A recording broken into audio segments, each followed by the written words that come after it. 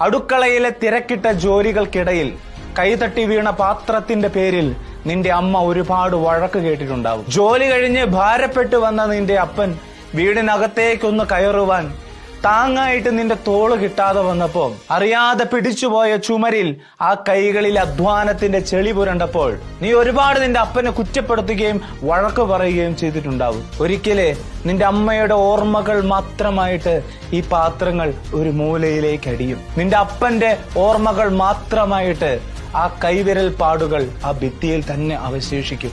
നിന്നോട് നിന്റെ ആത്മാവ്, നിന്റെ മനസ്സാക്ഷി ചോദിക്കാൻ പോകുന്ന ഒരു ചോദ്യമുണ്ട്. എന്തായിരുന്നു നിനക്ക് വലുത്?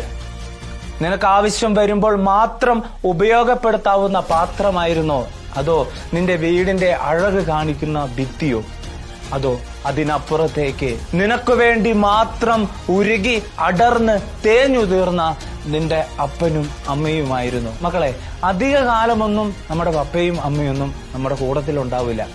ഉള്ള സമയത്ത് സന്തോഷത്തോടുകൂടെ, സമ്പത്തല്ല, സമ്പത്തിനേക്കാൾ അപ്പുറത്ത് സമാധാനത്തോടുകൂടെ ഒരു വീടിനകത്ത് ഉറങ്ങുവാൻ നമുക്ക് കഴിയട്ടെ.